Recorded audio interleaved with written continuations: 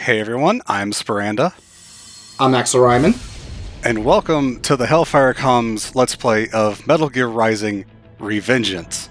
Kept you waiting, This one's been a long time coming for the channel. There's been many stream playthroughs over the years, including one during the HFC All-Stars Marathon a few years back, but we really thought it was time to give this game the due diligence that it really deserves, and our player today is actually going to be Axel, so I'm going to let you take it away. Yes, but first we're going to be showing off the Konami classic. Up, up, down, down, left, right, circle X. Metal Gear Rising. Revengeance. BA, but yeah, basically. Well, I'm on the PS5 controller, so it's circle X. Yeah, for sure. I play this with my PS4 controller, so I definitely understand that. But yeah, this, oh god, it's a game that I have conflicted feelings about for many reasons. Let's go ahead and get started with the main story here. Do not play the tutorial this time. Yeah. So the Konami code does unlock everything, so we get access to the DLC, the cutscenes, and the codec calls immediately on the PC version. For the PS3 and Xbox versions, it just unlocks the extra difficulties, which we also have access to. Let's totally go into Revengeance. No, we're not doing that. Yeah, let's not do that. I've played it before. It's fun in its own way, but yeah, like I said, this game, I have conflicted feelings. I used to love it. I played it a lot. Way back in the old days of the HFC stream. I would go through it multiple times a week probably, but I think it got to a point where I was starting to understand the game mechanics a little better, and I started to not like it as much. Oh no. Especially after I tried to do Revengeance mode, which I did complete Revengeance difficulty. Aside from the prologue, I never actually beat the prologue on Revengeance because the first fight that you do, actually geckos show up. And not the ones that will be giving you car insurance. I'm talking about the Metal Gear geckos, and they jump away from your parries, so they're actually really difficult to fight. I think I did prologue on Revengeance and then nothing else. But, yeah, this game has been an HFC stream staple since its release. Like, if you were streaming on the channel, you streamed this game at some point. Yeah, for sure. I can't remember who it was that played the game first. It may have been Cold Chow was actually the first one to stream this game on the channel. If anyone remembers that name, really old HFC name that didn't end up doing much with the channel, but I think that's who it was. And then, of course, it was me and Digi playing live. Digi actually did some speed running for the game for a while as well, but I think he's moved on to other pursuits in the meantime. I've definitely watched some of the speedruns for this, just to learn a little bit of the tech to see what's some, interesting stuff, so don't expect a lot of it. I'm not that good. Yeah, I definitely learned a little bit of it. There's even some out-of-bounds stuff that I was never able to figure out, unfortunately, despite having watched it multiple times, but it was a really interesting speedrun just kind of regardless. I will sort of clarify something now, since we're right here at the beginning. I have watched a great part of the Metal Gear Solid series, but I've never played any of the games. They're just not my kind of thing. So don't expect me to be, entirely versed on the lore of that particular side of the franchise. Fortunately, Rising is pretty good as a standalone game, so that's not that big of a problem. Yep, this was pretty much your introduction to the series. Yeah, for real. I've watched some Let's Plays and some non-commentary stuff of some of the Solid games. I think 1, 2, 3, and most of 4. And I think 4 kind of put me to sleep a little bit. Oh yeah, Metal Gear Rising 4, the best video game movie I ever watched. Didn't someone get banned on Twitch because Twitch thought they were playing a movie? Because they were not doing anything on the controller for so long. I can actually see that. Also, sponsored by Colgate. Yes. I love Sam. Obviously, that's a joke. We don't want to get sued by Colgate. Sorry, guys.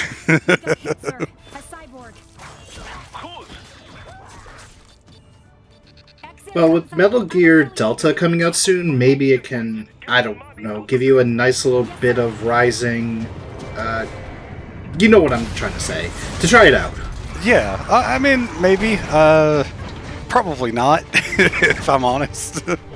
I really don't think the stealth gameplay is anything of what I'm interested in, even if there are definitely ways to play those games other than being stealthy. It's just not my kind of thing. Rising was probably a one-off for me, unless they ever decide to make a sequel, which, from what I understand, there are difficulties in that. Yeah, although I think there have been talks about Rising 2 somewhat recently. I know there's definitely been some fake announcements for it over the years, but I feel like that's true of a lot of things. Anyway, here we have Raiden, our pseudo-main character from some previous games, who's finally really getting his own dedicated story, and what a story it is. Oh boy, there's a lot to talk about when it comes to the story and dialogue, but we'll get there. I think, first things first, Raiden is a certified badass in this game, and he lives up to it for sure.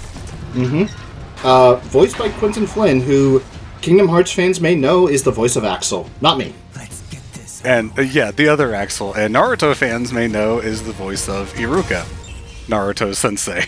Mm-hmm. In the English dub, obviously. This was kind of my first introduction to the light and heavy attack character action game, as people started calling it in some of the years after this game, where you've got sort of two attack buttons and directional combos and parries and stuff. And I'm gonna be honest, I've tried some other games like this over the years, like Bayonetta and whatnot, and it's just, I don't know, it's just not for me. I like more casual action games like Kingdom Hearts and stuff like that, but man, this game is just kind of really fun to play. It really is. Especially this part. This is where the game really tells you what kind of game it is. Yeah, it really doesn't waste any time getting into the, holy shit. I was once talking to my, at the time, best friend, and I showed him this, the Metal Gear Ray, and was like, oh yeah, this is the first boss in the game, and he was like, what? And then I showed him who the final boss was, and he was like, oh yeah, okay, that makes sense. That makes like, more he sense. Just completely didn't understand. Yeah, because you would not expect a Metal Gear Ray, who was first featured in Metal Gear Solid 2, and was a penultimate boss, to be the first boss in this game. Yeah, and Ray also showed up in 4, I think? Yes, 4 as well. Yeah, like I said, I don't have a lot of knowledge about this series, but I do have some, and here is one of our long-running main antagonists for this game, who I love almost as much as Sam. He's just fun. He's definitely a cut above the rest. Oh, not wasting any time getting into the Axel puns, I guess. Well, unfortunately, this guy needs to get ahead of life, so he had to take his. Oh my god. You knew what you were signing up for, Spar. You know what? I guess I did. Maybe every time you make a pun, when I'm editing, I'll just completely cut your commentary out so it's just silent. No, just put up like a ding counter in the corner saying, Axel made Spar suffer here.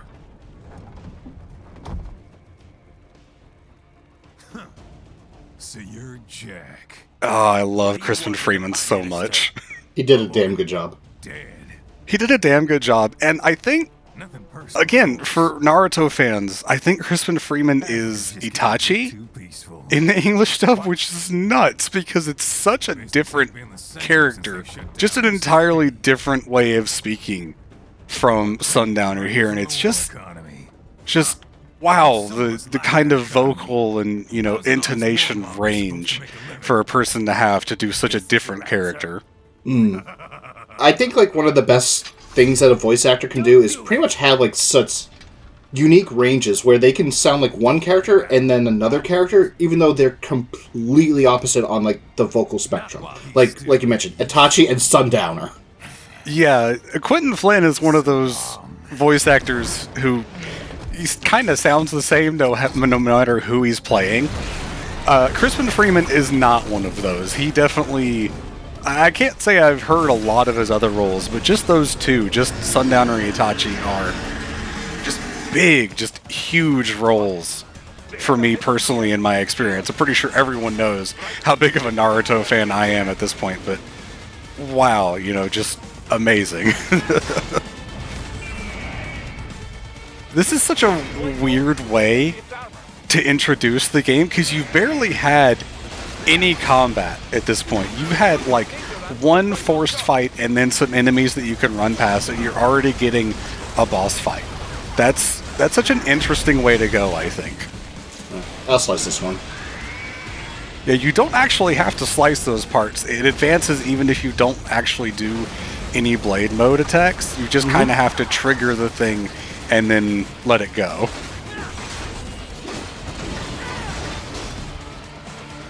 And of course he jumps away because he's an asshole. Yeah, fun. I would ask, can an AI be an asshole? But I think we're in the timeline where that's specifically true. Oh yeah, for sure, for sure. There's, I'm just going to go ahead and get that elephant out of the room now. There's a lot of political stuff in this game that we're going to not harp on, but I don't really think we should sidestep around it either. We're just going to say it's there, and okay, that's about it, I guess. We'll acknowledge its existence, but that's it. Yeah. I don't feel like we should ignore it. I don't feel like we should spend a lot of time discussing it. That's pretty much my feelings on the matter. I actually have a person that I follow on Twitter who recently played this game for the first time, having absolutely zero prior knowledge. And when they got to the final boss and the monologue involved in that was like, how in the world did this game come out 12 years ago? And I'm like, yeah, it's kind of crazy to think about. Yeah. Also, 12 years ago, Jesus Christ. Yeah, jeez. And it still looks good to this day. It so does. I think you're almost done. Just a little bit more damage there. Come on. There we go. One more of these. Can you perfect parry that attack? If you time it, yeah. Yeah, it's really hard to time because his foot's like off the screen. Yeah, like I'm doing it too early, so it's like at least I get a block. Okay. Yeah, for sure. All right, here we go. Finally down to 0.1% for him to jump away. And this was the moment where everyone fell in love with the game. Rules of nature. Man, if you don't know anything about Metal Gear Solid, just this is so batshit insane and awesome and amazing. And Rule of Cool is the name of the game for this one. Like, it sucks that the game went through development hell for a while just to make it be this way, but I think a lot of us could agree we're happy how it came out. Oh yeah, that's actually one of the first times I haven't seen an S rank on that fight. Yeah, unfortunately I did take a big hit. Yeah. I think fights in the prologue only are based on time, though. But I think the hits you were taking were making it take longer. Yeah, I think I only took the one hit that I didn't parry, unfortunately. Yeah. The rest of it is just the bullets that you can't really do that much about. Just ninja run. Yeah, you can deflect the bullets with ninja run, but sometimes they hit you while you're attacking, so you can't, like, avoid them that way. There are actually a number of secrets that you can find along this path, like that grate back there that you could slice through, or off to the left there was a fence that you could cut through as well to find some secret things, but they're mostly just, I think, like data storage things, which gives you extra character lore or stuff like that. Something like that. I don't think we're going to be showing off most of those things. I want Axel to show off some of the funny secrets that the game has. Yeah. Not the lore that you have to go into a menu to read kind of things.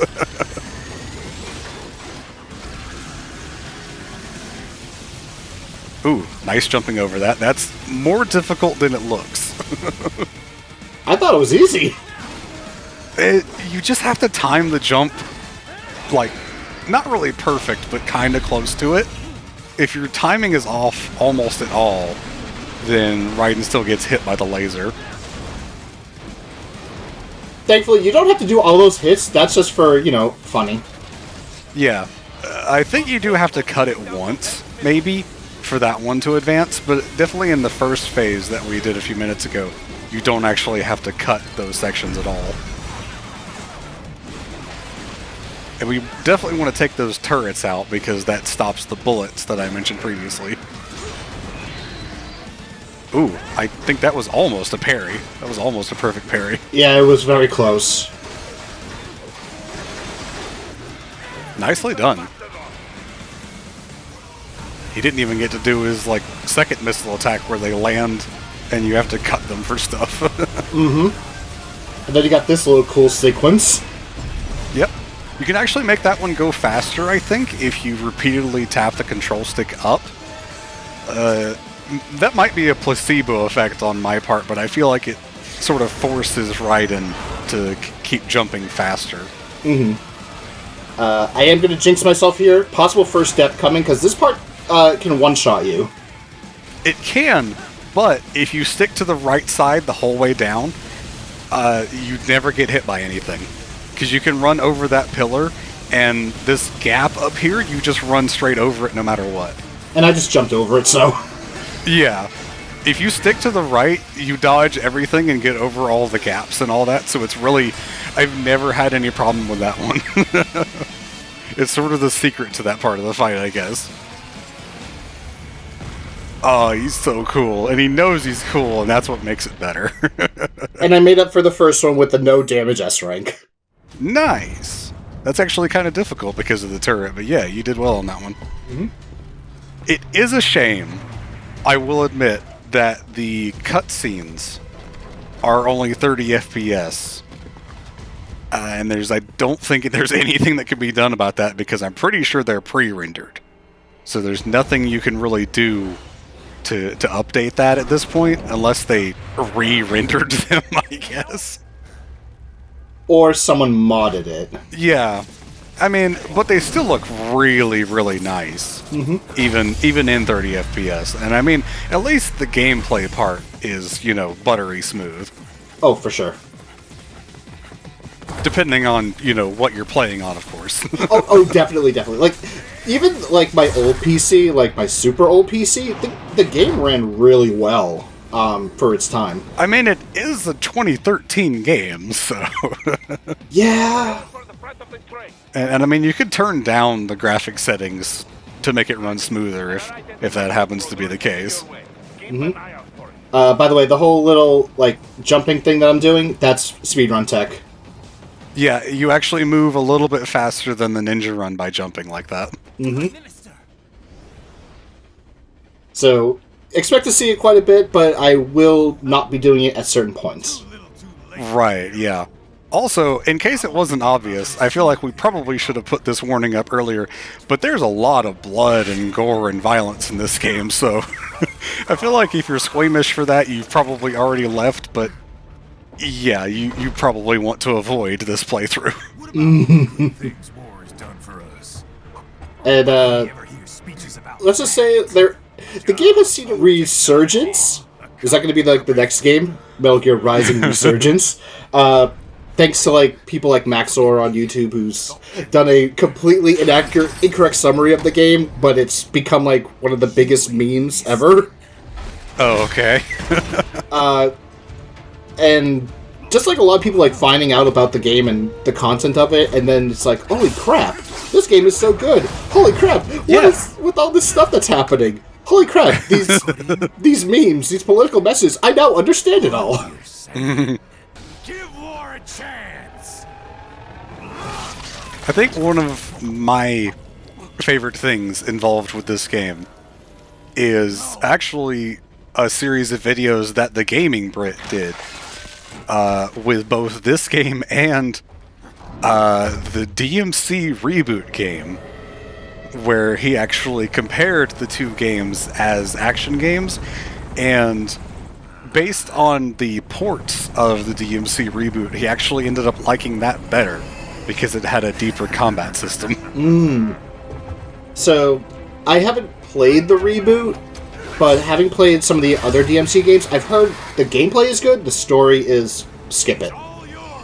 Yeah, for the reboot? Yeah, for sure. Yeah. And I've seen some of the cutscenes that's like, yeah, I can see why people would say that. Oh, yeah. I think it's sort of a crime that we haven't really talked about the music aside from just mentioning Rules of Nature, but the music in this game is probably better than any other part of it, I would say. It's certainly like one of the best things about this game and almost any game that I've ever played. The soundtrack is amazing, which is impressive because it's also fairly short compared to, you know, some other games that I would, you know, talk about the soundtrack for, like Xenoblade or something like that. Mm-hmm. But the way they use the soundtrack, like how there's no lyrics for Jetstream Sam's theme right now, and the way the lyrics go in and out at later points as well, is just amazing. And we'll talk about those when we get to them, of course. Yeah, dynamic music is done really well in this game. Oh yes, that's another thing that I think DMC5 did, is the dynamic music, which I think actually became sort of a joke because games journalists were saying that the soundtrack for DMC5 was bad because they were not getting good ranks and the music wasn't getting impressive because of that. Unfortunately, we're in the part of the fight where Sam is just blocking everything, and you just have to get hit in order to move on. Yeah. I'm tempted to just, like, let him do it. There we go. Yeah, you kind of just have to. It doesn't look as interesting to just let him hit you, but also you kind of just got to move on at some point.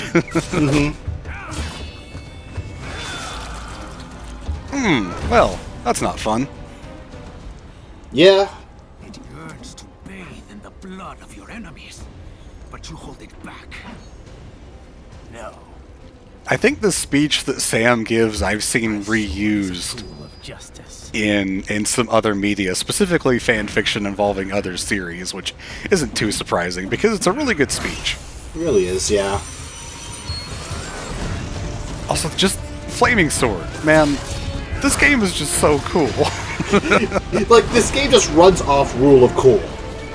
It really does, and I think it gets away with it, I think is the best part about it, because there are some games that really try to do that and don't do it well, and this game really succeeds, I think.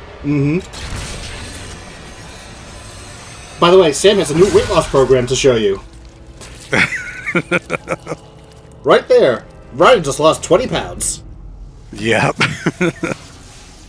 The gun-loaded samurai sword is just, it's so cool. And Raiden saying not again, a reference to Metal Gear Solid 4, where the same thing happened to him. Yeah, well, he got his arm cut off, which is not in the same fashion, really. Gotta try harder than that. Yeah, this is another case where you just kind of got to get hit to move things on.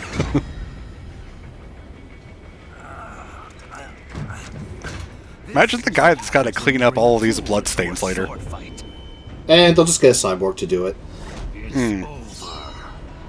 Wonder if someone's put that map into, like, the Viscera cleanup detail or something. Probably. But here comes the end of Raiden's training arc. Lucky devil. See, you say about cutting off my commentary, but you're laughing at the jokes. I am.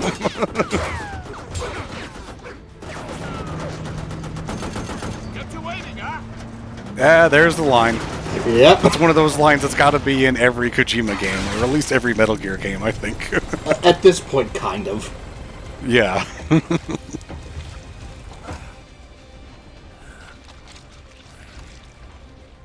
Huh.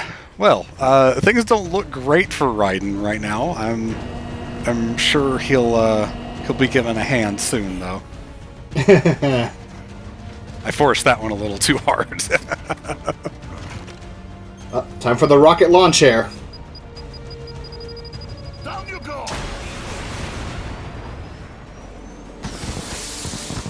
I've seen people talk about that particular bit right there where Boris is surprised that the ship deployed flares in order to stop his attack.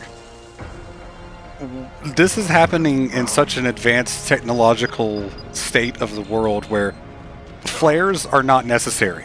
But Boris uses old technology, and so flares would be necessary to stop that, and they knew who they were dealing with. Yep.